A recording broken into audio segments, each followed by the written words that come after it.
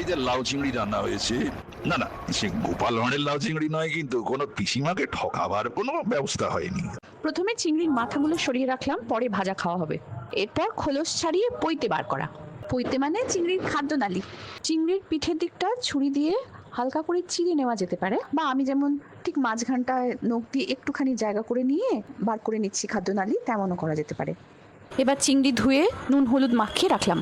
তেল গরম করে তেজপাতা, জিরে, ছোট এলাচ ফোড়ন দিলাম। নুন হলুদ মাখানো চিংড়ি ছেড়ে দিলাম, একটু নাড়াচাড়া করে লাউ দিয়ে দিলাম।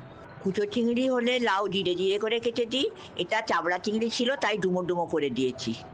আদা, শুকনো লঙ্কার গুঁড়ো, কাঁচা লঙ্কা, নুন, মিষ্টি দিয়ে ভালো করে মিশিয়ে দিলাম। প্রেসার কুকারে ঢাকনা বন্ধ করে 2টো সিটি হতে দিলাম। 20 মিনিট পরে প্রেসার কুকারের ঢাকনা খুলে দুধ দিয়ে দিলাম, ফুটিয়ে নিলাম। তোমরাই ঘি দিয়ে দিতে পারো। কমপ্লেক্স হয়েছে।